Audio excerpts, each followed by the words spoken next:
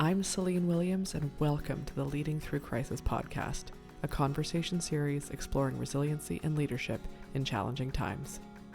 My guest today is Jose Berlanga, an entrepreneur from Mexico City with over 35 years of experience, who has made a significant mark in Houston's real estate industry, notably through co-founding Tricon Homes. His diverse background, including degrees in business administration, economics, and philosophy, has fueled his success in various sectors. He is the author of 2 books and is currently working on his 3rd. Welcome, Jose. Hello to Toronto. How great to be here. Well, thank you. Hello to Houston. It's lovely to have you here. I'm excited to chat with you today. Well, thank you so much. Thank you for inviting me. Absolutely. It's my pleasure. I know you have a really interesting story that the listeners and the viewers will greatly appreciate. But before we dive into any of the specifics, I always, start with the same question, which is that name of the podcast is Leading Through Crisis. When you hear that phrase or that title, what comes up for you, or what does that mean to you? Gosh, that is a wonderful title, by the way. Well, thank you. Yeah. I associate it with the meaning of my life. I have the feeling that most of my career I've been dealing with that particular scenario. There's certainly different levels of crisis in business, but when you are an entrepreneur, you will be leading through some kind of crisis at some level.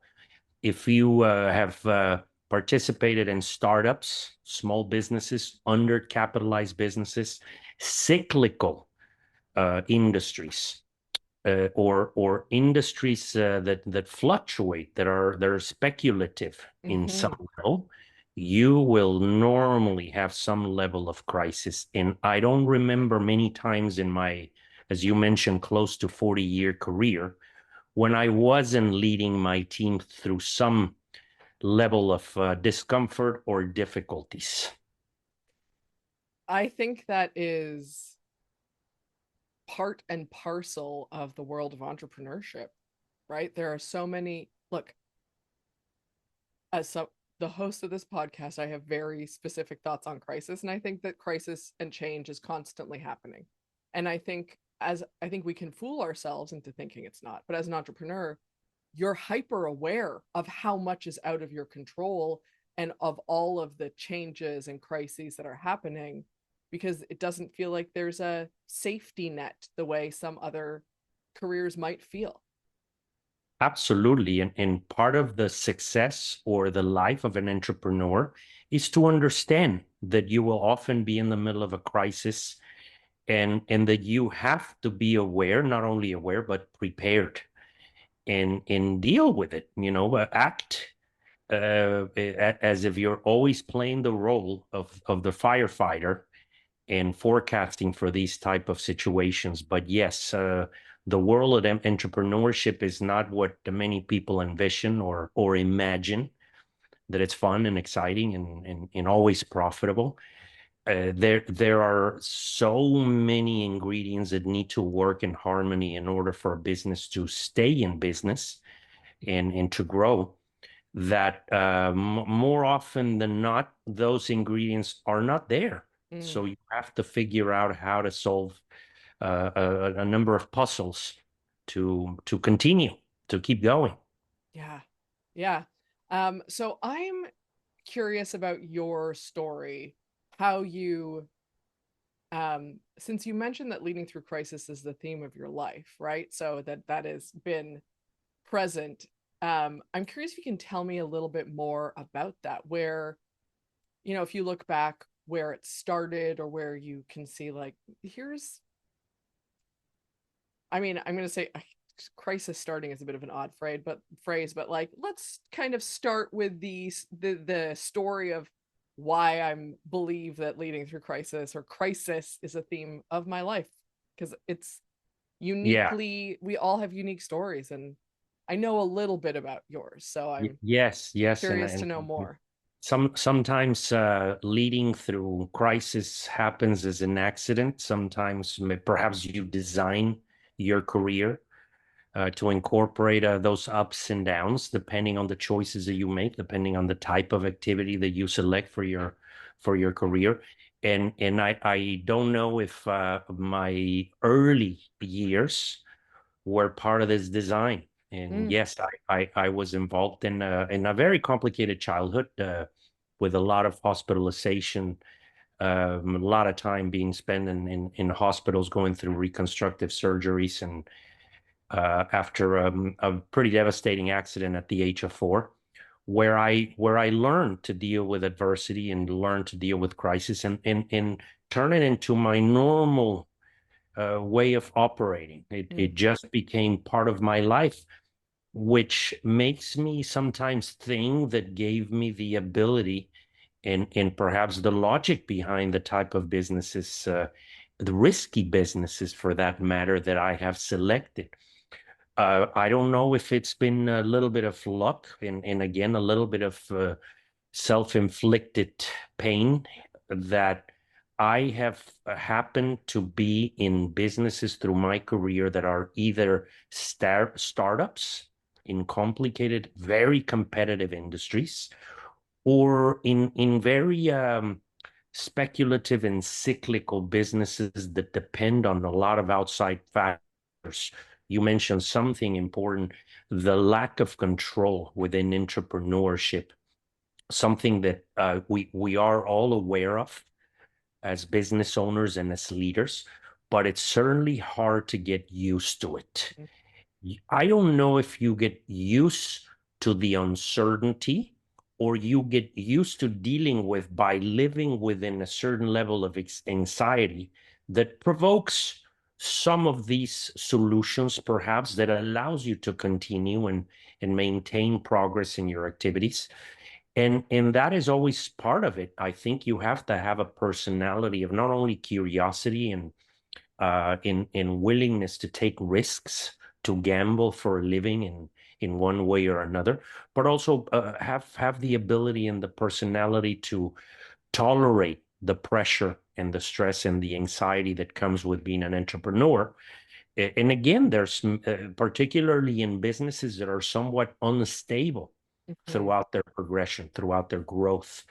I happen to have been particularly, let's talk a little bit about the main one where I have devoted the bulk of my career, which is real estate, speculative real estate, land speculating, land development, single family, multifamily residential construction, where not only the amount of capital required to do these projects is substantial, but the timing has to be right.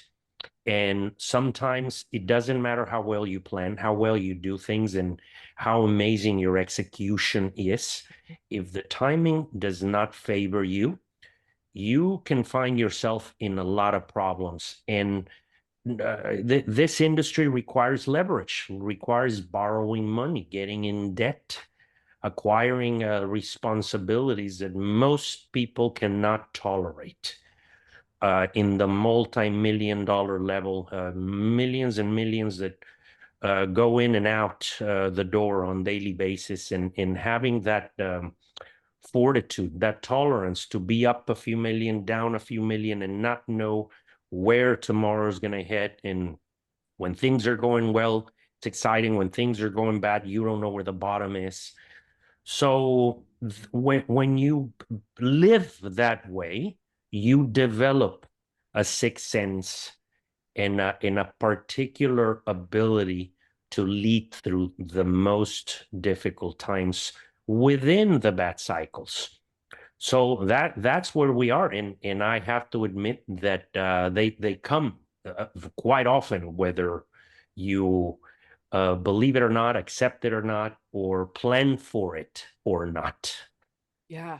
So there's a couple of things that I want to say inside of this, but I want to go back to where you started, where you were talking about the accident that you had and the recovery, and how that may have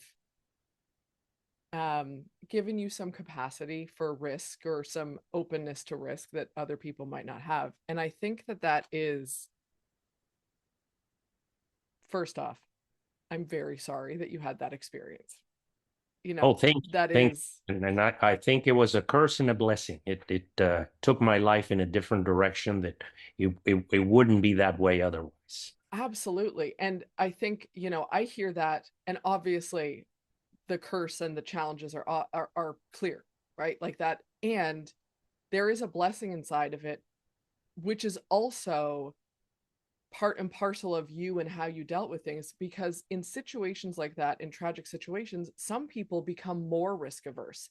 They become so insular and don't want to take any chances or any risks or step out of whatever is known or comfortable. And you had a really different long term, short term or not, but long term response to that, right? Like it's very evident that you took this as have seen the opportunity inside of risks that didn't they might have been scary, but it didn't stop you from taking those on. And I'm curious, um if you have any sense of, let's call it a mindset, the mindset that allows you to do that, or the thought process, or anything inside of that, because I think it is that's a real leading yourself situation Yeah. and situations. Let me see if I can explain and think out loud Great. This is my on favorite thing. because that this is a great question that I there are many ways to answer it, many ways to connect my childhood or anybody's childhood with how their career and their future ended up. Is there a link? Is there a reason behind it? Uh, has having had a difficult, challenging, devastating, perhaps childhood, build the strength and the ability for you to grow up and have the ability now to take on risks in your career and in your business world. In my case, and I'm sure it's different for everyone, Mhm. it allowed me to get used to it, to understand that that was life and that risk and pain and suffering and discomfort are simply a part of the journey. But it didn't make it easier. It doesn't mean that I developed this superpower strength, superhero ability to feel no fear, to feel no discomfort, or to never worry about what I am doing and how I am executing my businesses. That concern, that fear, and that uncertainty never goes away. You simply accept it. So that is perhaps the answer. I don't want to lie to the audience or to the public and say that by going through difficult things, there's a saying, what doesn't kill you make you stronger. Yeah, I think it makes you wiser and it makes you more of a realistic individual. Nobody gets used to pain. Mhm. Okay. You can burn yourself or cut a finger off. Doesn't make that the second finger that you cut off is not going to hurt. And this is what people don't understand. They think that by experiencing pain, you build a tolerance or you eliminate the feeling of pain. No, you don't. You just start understanding it, Mhm. period. And I think that's what has happened to me in my life. I begin to understand that there's very little control over these circumstances, and that perhaps no matter how we try to avoid it or eliminate pain throughout our careers or through our lives, it's somewhat inevitable. So Mhm. you begin to live in a realistic world. I love that. And I think it's important because I would guess, and I can, speaking from different experience, but for me, part of it as an entrepreneur, my own life experience is it has been accepting, understanding what discomfort I am comfortable with, that I what that looks like. And then there are, like, I'm never going to jump out of a plane. I'm never going to parachute out of like there's certain things where I'm like, that's not for me. And knowing I mean, that's a silly example, but knowing those Yeah. edges is, I think, inherent in what you're saying, right? That understanding of where That, those that things lie, knowing it's going to be uncomfortable no matter yes, what. and that is so interesting. And I have to comment on that because the fact that this is such a contradiction, such a fun contradiction. Yeah. I've lived an incredibly difficult, challenging, scary life. I've been shot. I've been robbed like at gunpoint. I've been stabbed. I've rolled over in cars. I've been in fires. I've been in explosions. I've been in hospitals. But I avoid all of those things. And I would not, that one of the questions that I get asked is, if I look for trouble, I avoid it to the best of my ability. I don't even get on a carnival ride because I believe that life will bring me all that excitement, whether I look for it or not. And I don't need to look for it any longer at any capacity. I don't jump off airplanes or bungee jump or do anything that is outside of my comfort level. So having lived a difficult life doesn't mean that it just allows you to keep searching for that excitement or the adrenaline. You know, the world that we live in, life and business and our careers has a way of bringing enough excitement to the table where some people find fun. No matter how much I've been through, it doesn't matter that I'm looking for any more excitement. Yeah. Yeah. I don't think that's a contradiction. I think that that makes a lot of sense. And I think um, it's an important distinction and point to make, especially as someone, you've been very successful in the businesses that you have created, run, been a part of. You have written to, you have all of these experiences of taking risk, I'm going to say in the real world, where it's not like an adrenaline thing. And I'm going to assume, like most of us, some have failed and some of those risks have Yes. been successful. But Yeah. that's your you have made the choice to say, this is where I would like to take my risks, and this is where, I have different edges versus, bungee jumping, for example. And I think that's important. Absolutely. I take the necessary risks and calculated risks to Yes. achieve my goals, the ones that make sense that will allow me to get where I want to get, not ridiculous risks Mm, just for fun. I don't take any gamble, even in business. I take risks in order to achieve the goals that our companies and our activities require and represent. They're not just with my eyes closed, and and it's something that people need to understand. You need to have that comfort level in making the choices, even on things that are difficult, that are mhm. risky. Um, because the way that I see it is the riskier part is not doing some of those things and not taking some of those decisions when I look back years from now and know that the fear of having made certain choices or having incorporated myself into any particular business that was of interest to me is going to be more regretful at the end of the day. Yeah. It's one of the things that I talk about often in the work that I do is the idea of taking risks that are going to help you build momentum. There are risks that will help you build momentum, that will help move forward, versus, and Yeah, which are, by the way, usually those calculated risks are in that realm of building momentum and moving forward, versus just taking a risk because it's fun or someone else says it's a good idea or whatever the case may be. For me, especially in business, I think if you are, if that chance is going to potentially build momentum in a real way, and obviously it might not, but there's a chance of it, you can calculate the ROI would be significant. That's absolutely. great. Absolutely. Making tough decisions in your life will position you where you want to be, or at least it will get you closer to where you want to be. And in avoiding it, it doesn't necessarily take you anywhere. Yeah. So it's planning and knowing there's a very big difference. You nailed it. There's a big difference between taking risks and being reckless with your business and with your life. Yep. Isn't that the truth? So I'm curious. So I know that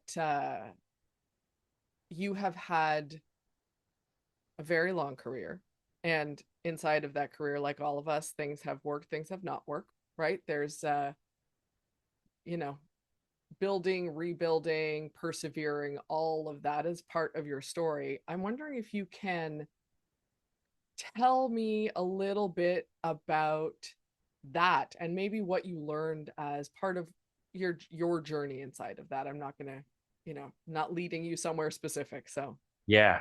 No, that's very interesting because as a matter of fact, there have been more experiences, more businesses that didn't work than the ones that worked. There have mhm. been more bad experiences, and that's often the way it works. People think that if they go and attempt to do something and it didn't work, it didn't work. Yeah. And to visionaries and to entrepreneurs, they understand that that's just the first step. Failing once or twice or as many times as it's necessary is part of it. So I've had a lot of attempts, even businesses that eventually became successful. They struggled for years, and it was being stuck in the mud for days and weeks and months and years until one day something works. But when something goes your way and something eventually works, it makes it worth your time. It makes all of those bad experiences worth it. And that is the mindset that you're talking about. You need to know that it's not going to happen right away or as planned. So how, in something along those lines, it's understanding how to act and how to be and how to lead, which is the message of your podcast, when things are not happening the way that you anticipated.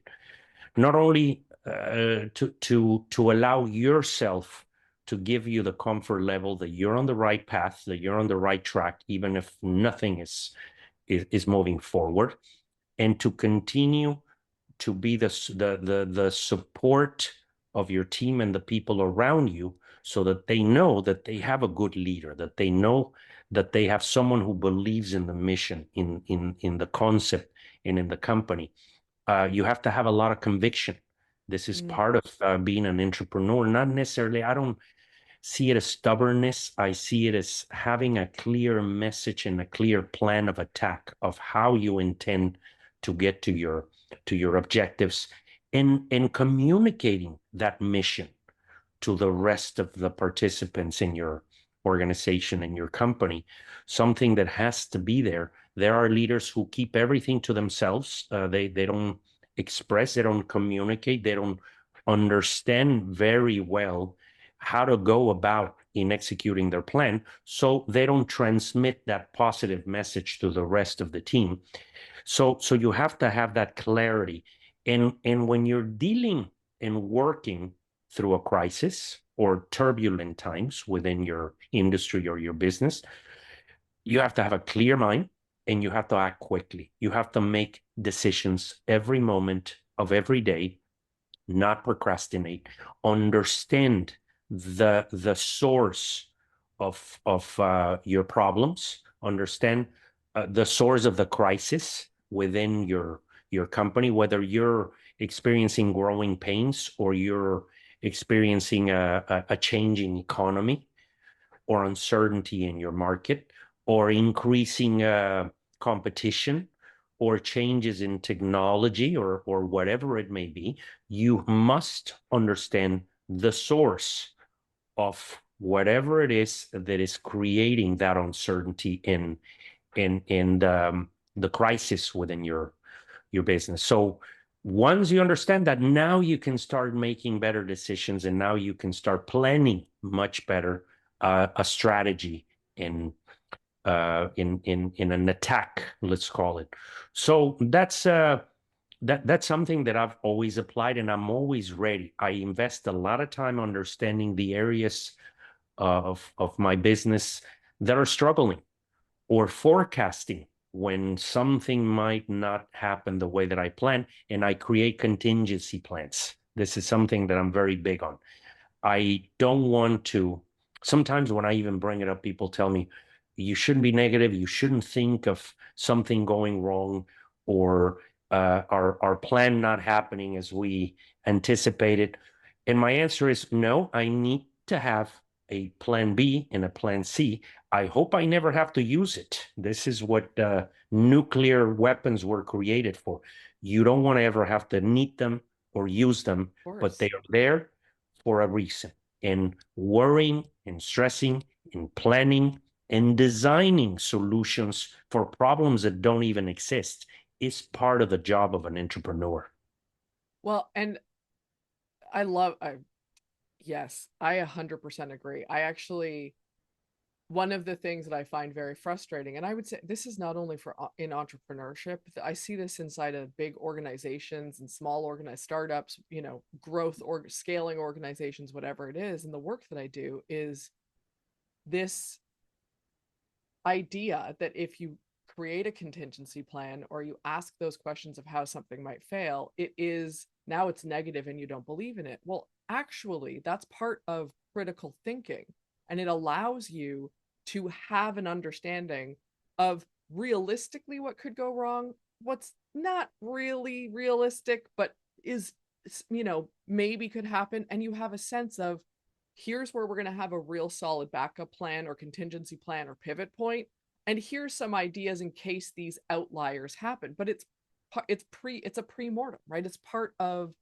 the critical thinking process. So I love that, and I think it's so important that you um one, mention that, but two, are so consistent in your business, because it's also how we keep a, for lack of a better way of saying this, a level head in Yes. crisis, right? We're not suddenly like, I have no Yeah. idea. No, we've thought, even if it's not what we've thought of some of these things going wrong. So now we can think about a new one. In business, you cannot be in denial ever. And having a contingency plan allows you to sleep better and allows you, most importantly, to live to see another day in the event that things don't go the way you plan. Yep. Yep. So I am curious, because I know that team and is very important to you. Your team in general, the concept of having a team and your team. How do you involve them in these kinds of conversations? Because one of the failure points of pre-mortems or situations like this can be our own biases, right? If it's just me thinking about what could go wrong from my perspective, I'm probably missing a few. There's probably some gaps if it's only me doing the thinking. So I'm curious what that looks like, what your experience has been, because I think it's a really important lesson for the people who are listening to hear and understand from what's worked for you. It may not work for them, but it might inspire them, or whatever the case may be. Throughout the years, I've improved my ability, first of all, to surround myself with a better team, with better participants Mm-hmm. in any organization. I think you evolve as a leader, as a business owner, from hiring employees, people to execute tasks, to little by little start surrounding yourself with people that can actually make decisions, think, and solve problems within their areas. You certainly don't want someone to or you probably don't need someone to understand the entire business unless you start growing to a level where you hand off responsibilities of the CEO and the COO and so on and so forth. Once you have those type of layers of management, but when you're a small company or a medium-sized company, you have departments, and you gradually want to start having the right team who can think on your behalf. And how I got there is, first of all, little by little, you start recognizing your personal weaknesses and your deficiencies, and understand that you need qualified people to act for you in all those areas where you don't excel. So I have several of those. And once you start dealing not with busy bees, just workers and people who just look busy, and start transitioning into a team that is thinking and that is proactive. You can start having these type of discussions of what's going well, what's not going well, and you're not going to scare them that easily because they also have that mindset of forecasting, planning, and projecting.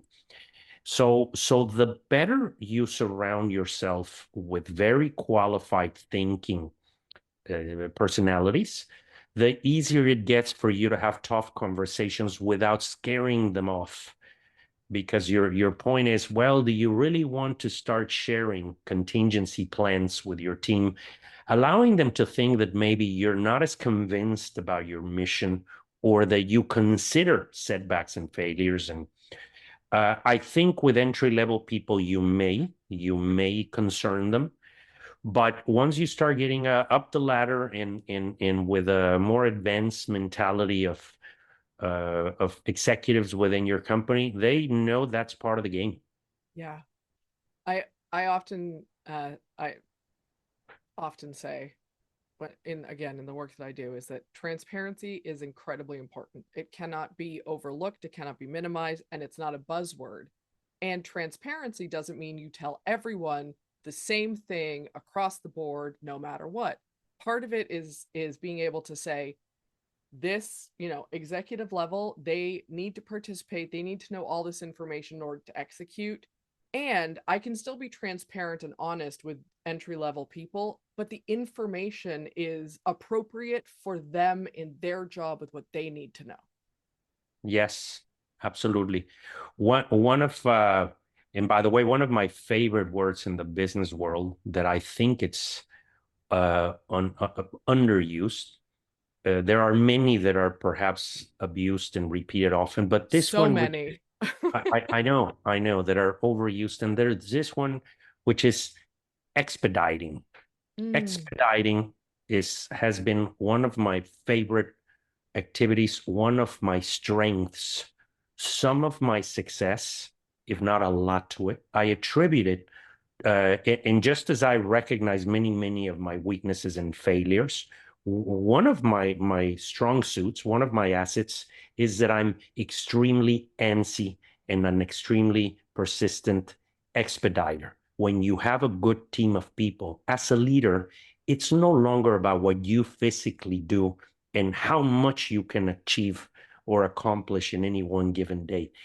It's a matter of how you are reminding, pushing, uh, organizing, distributing in not only tasks but information, and motivating and inspiring the team around you to get things done consistently and quickly. So I am us leaders and entrepreneurs. At the end of the day, all we are is not only having a vision but expediters. We yes. push, we push, we push, we motivate, we inspire, we repeat, we ensure that things are happening when they need to happen. So you are sort of a coordinator of, leader is the next step up to a very efficient coordinator.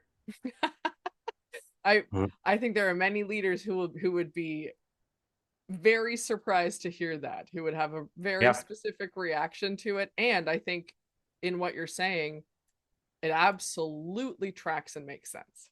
yeah. If you know what you want as a business owner, if you know where you want to get, all you need is a very strong sense of expediting, and your team will little by little react, and you will get there. So I am curious because one of the things that it comes up on the podcast a lot, it comes up in the real world a lot, is how hard it is for leaders to give up control and to give up doing all the things themselves. Micromanaging is a real thing in for entrepreneurs, for leaders and organizations, but especially if something's not going right, especially in those moments of change, crisis, challenge, whatever that big or small, micro or macro. Um, how have you, and you may not be inclined to be that way, maybe you have been in the past, but how have you either become so comfortable with being an expediter, which also means not everything is on, can't be an expediter if you're doing everything yourself. You just can't. So Yeah. how has that come about? And are there any tips that you would say to someone who's listening or watching, someone in the audience, to lean into the expediting and lean out of the, I if I control everything, it'll be the best. Yes, I think that delegating there should be entire books about classifications of delegating activities and responsibilities, because there are no two businesses alike. There are no two concepts that are similar. And I think there are many, many ways to go about it. Not only depending on the niche market that you're in, depending on the product or service that you manage and handle, uh, but also the type of business owner that you are, the comfort level that you have in passing on responsibility. So I'll try to just generalize again, because this is a very interesting and long conversation as to how do you gradually pass on responsibilities. And I talk a lot about it, by the Mm, way. This is a puzzle, the question of all questions that many growing businesses and entrepreneurs have to endure and yeah. experience. Who do I pass on activities? What type of activities? How much work do I give to each individual? How do I make sure that they do it the way that I expect it? And we all know that no one is going to execute activities exactly the way that you would do them yourself.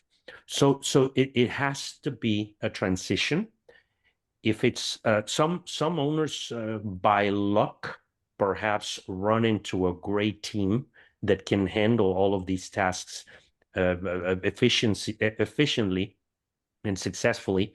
Some are not so lucky. I haven't been one of those lucky throughout the years in previous businesses. So it made me a little paranoid after losing a few businesses because of my inability to properly find the right team or delegate the right activities. I became a little more obsessive compulsive about being part of everything, and not letting go of areas of the business that can cause the entire operation to fail. So I start with things that are more repetitive. I think that's the beginning of the world of delegation. As a business owners, you begin by handing off not the activities that require creativity or thought process or problem solving. You start passing on the ones that are activities that are repetitive, reoccurring, that don't require a lot of reinventing the wheel, let's call it, and also the ones that you don't enjoy, the activities that you're not crazy about, that are tedious, that are draining to your brain and to your soul. So you start handing those off, and that's where you start, little Yeah. by little, getting comfortable in understanding what everyone around you is able to take on, and before you know it, you're there, where eventually you are directing and overseeing different departments without having to fully participate. But it takes a while. It takes comfort level, and there are businesses that are harder than others, by the way, because I've been in both sides of the equation where I was able to delegate activities, and others where I just couldn't, because there was just no way to come up with some of the concepts that my position required. So at the end of the day, I think everybody approaches this differently. I agree. And I think that uh, inside of what you said, you know, partly why it's so important to have that focus of expediting, to use the word that, we don't hear a lot Yeah. in leadership, but if your focus is on being someone who expedites things, an expeditioner, maybe, I don't know what the word would be, Yeah. but if Yeah. that is what it is, then you can find what that looks like for your business, which will be different for everyone's business. But if you have that as a focus and as you're clear on that, then it gives you a guidepost to move, or a signpost to move forward. Yeah. Yeah. And you delegate areas of the business that if something goes wrong, they're manageable. You can fix them, you can correct them. You don't hand off the keys to your business and without really understanding the details, the fine print of who's running it and what the operation is about, and having full manuals of operation and all of that. So I think it's just a very, very slow transition. Yeah. Yeah.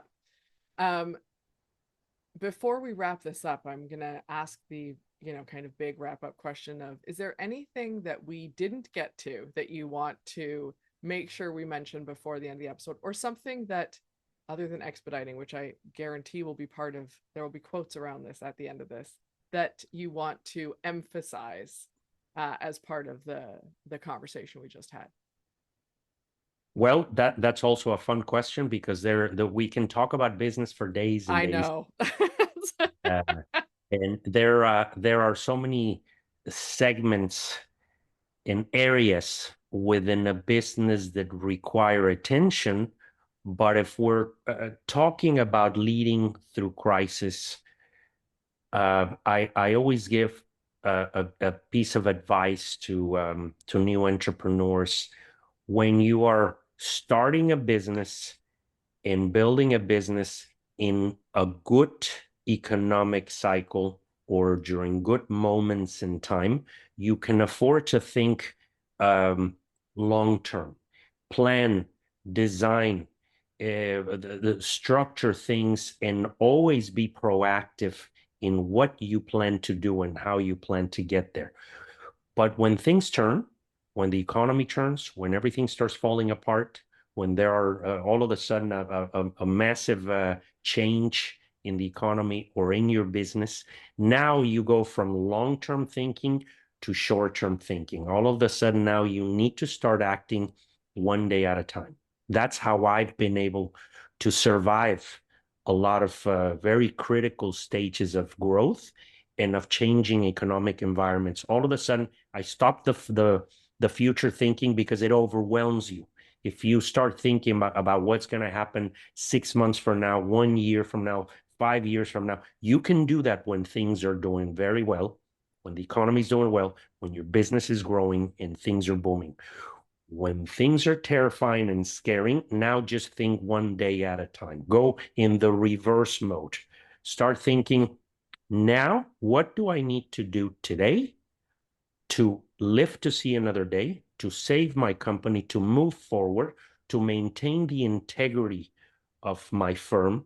And then tomorrow, the next one, and the next one. Begin to prioritize what are some of the most urgent activities, because there are sometimes so many things to do that it's very, very scary.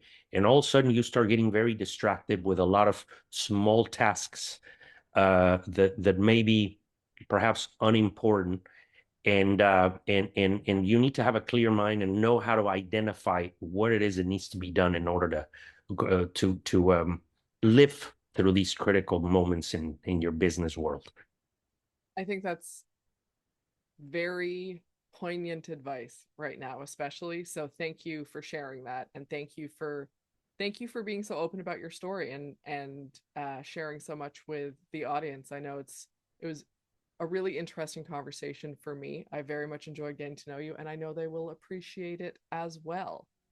And for anyone who is listening or watching, there will be all the ways to connect with Jose in the show notes, because I know nobody ever writes down a website when they're listening.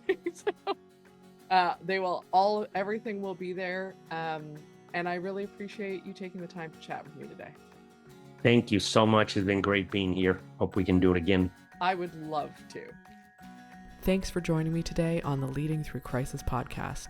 If you enjoyed this conversation, please take a minute to rate and review us on your podcast app. If you're interested in learning more about any of our guests, you can find us online at www.leadingthroughcrisis.ca.